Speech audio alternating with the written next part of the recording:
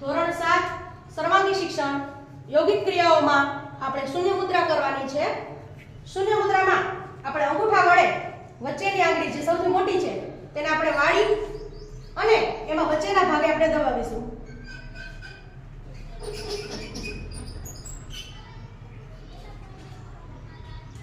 ચલો બધાએ શૂન્ય મુદ્રા કરવાની છે. શૂન્ય મુદ્રા કરી અને આંખો બંધ રાખવાની છે બધાએ.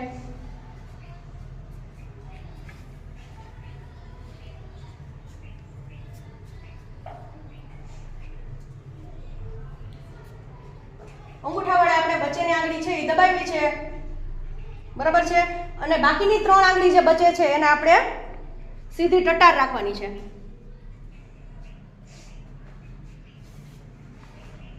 આ મુદ્રા છે શૂન્ય મુદ્રા. શૂન્ય મુદ્રાથી કાન સંબંધિત કોઈ આપણને તકલીફ હોય તો એ દૂર થાય છે, અને શૂન્ય મુદ્રાથી અકસ્માતથી આવેલા મૂંગાપણા માટે પણ તે લાભકારક છે.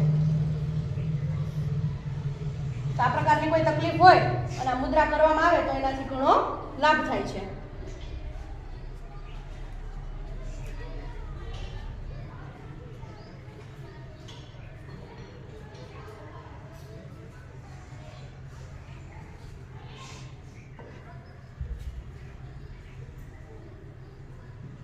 ચલો બહુ સરસ.